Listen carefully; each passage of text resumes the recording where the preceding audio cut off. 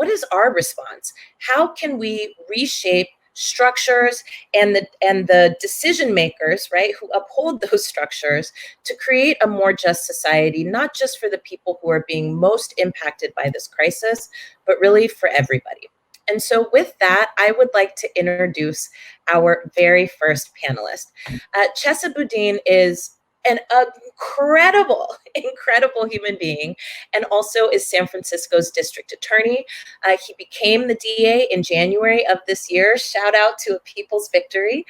And Chesa is now one of a growing number of district attorneys across the country who are advocating for reforms in our criminal justice system, trying to reduce the impacts and effects of mass incarceration by addressing the racial and economic disparities that make it so that our families are disproportionately found in cages and cells across the country. So let me, with honor and pleasure, please introduce Chesa Boudin. Hey, Chesa. Hey there, good to see you. You hanging in there? Look, I put on makeup for this team today.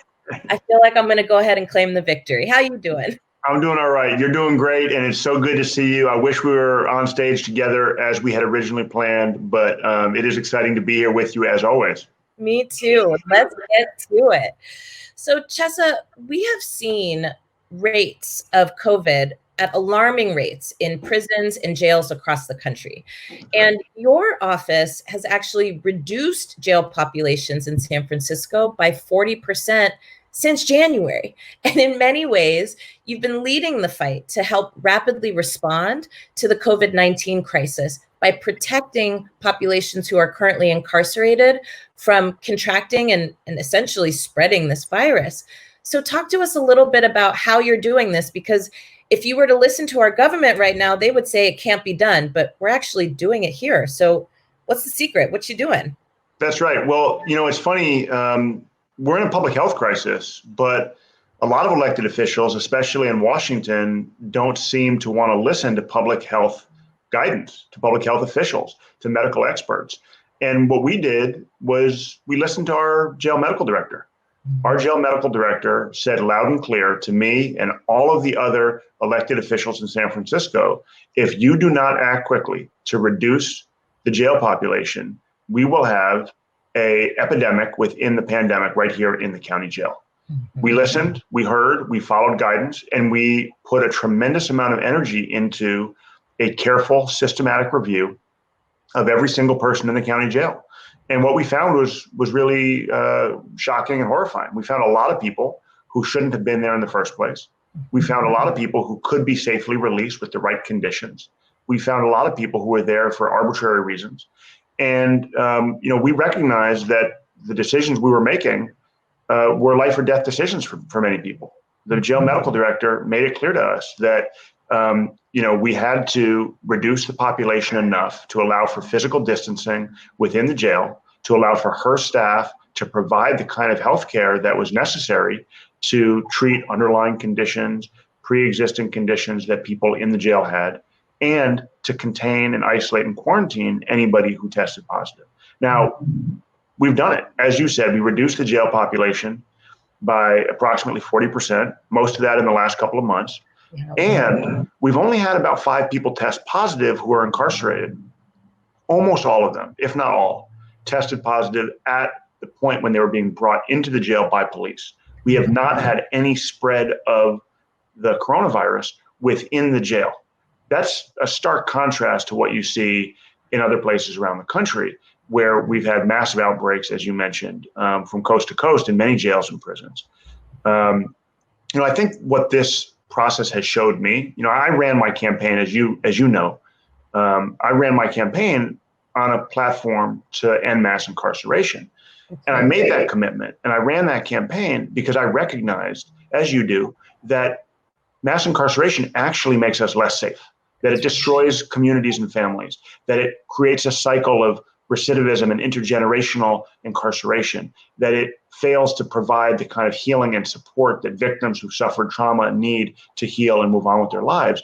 And the coronavirus has showed us that on top of all that, mass incarceration also makes us tremendously vulnerable to pandemics like like the one we're living through right now. And so we did what had to be done. And I'm really proud to say that not only have we avoided an outbreak in the jail, but we've also had great results in terms of reentry. We work really hard when we release people to pair them up with services, with family members, with community-based support, Young Women's Freedom Center, and others who can help people transition into their communities safely. We've had 93% of the people that we released early not catch a new case, not get arrested during the time that they otherwise would have been incarcerated. Those numbers are far better than you see with people coming home from state prison, for example.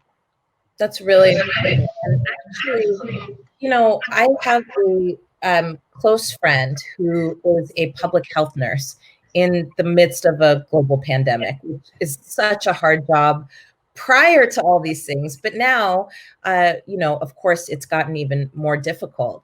And, one of the major things that we know about systems is that they're interlocking, right? So I would imagine that you all are moving these policies to try and decarcerate, right, as much as we can and wrap systems and structures around what happens when people are released.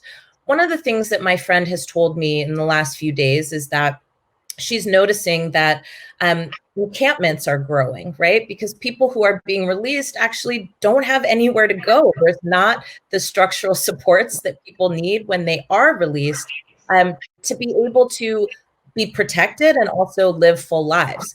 That's not a reason to keep them in jail. It's a reason to change the wraparound systems that we have that can actually help support reentry and reintegration into our communities. And so I'm wondering if you have a perspective on this.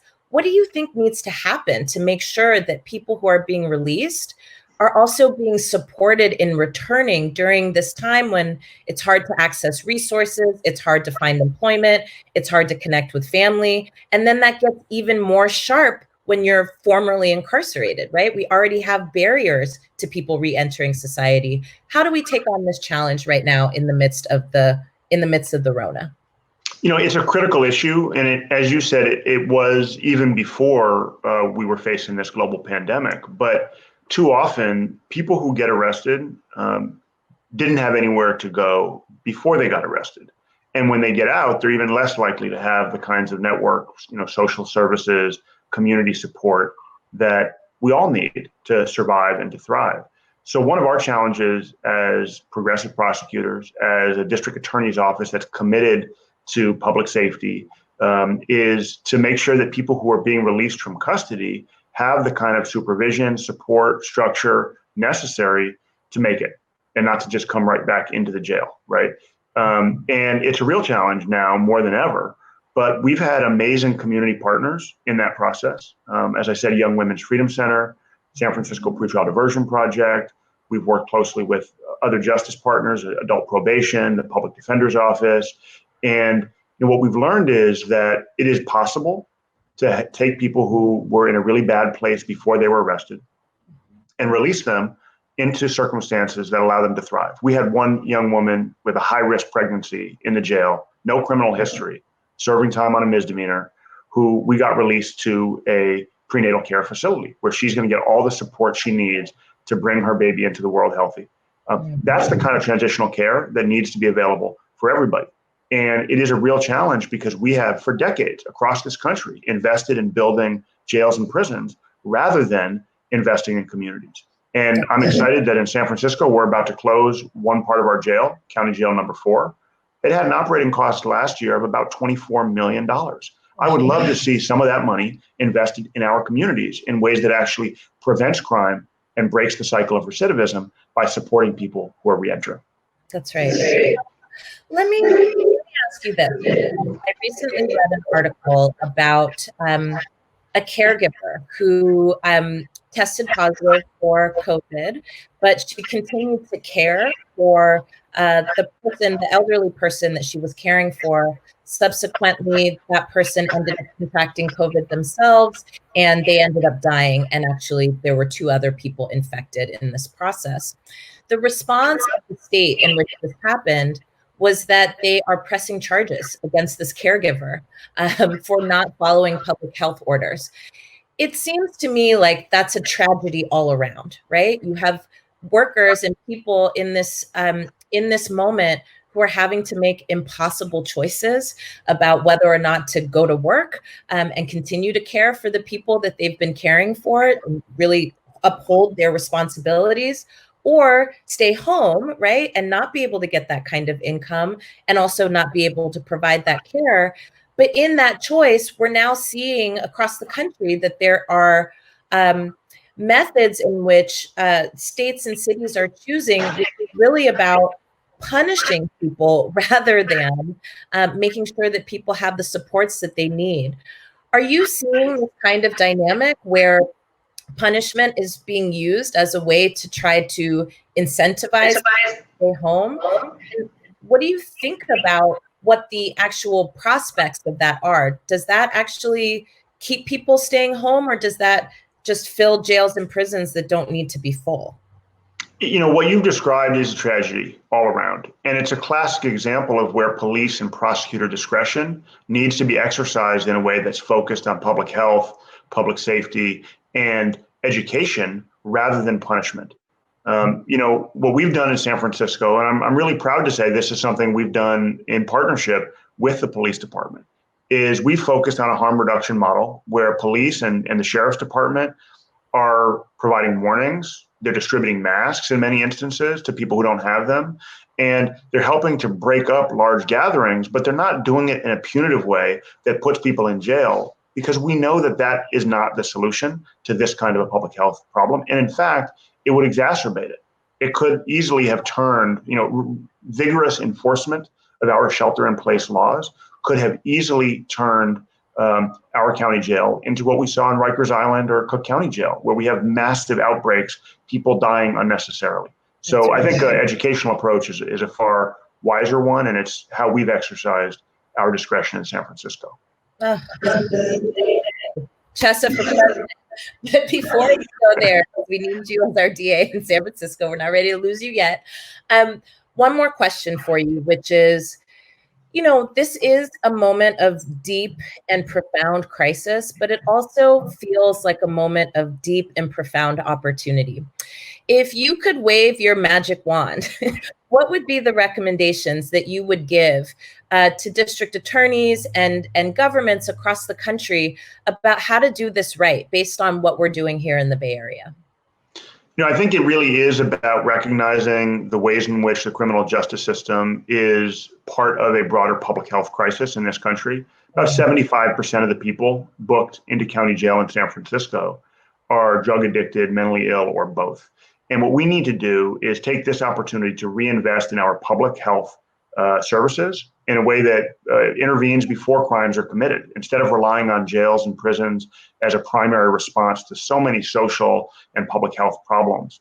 And we need to expand the kinds of interventions that actually empower victims and also break the cycle of crime and violence. Things like our neighborhood courts, restorative justice models that we're building in San Francisco, and also expanding access to universal mental and medical health care.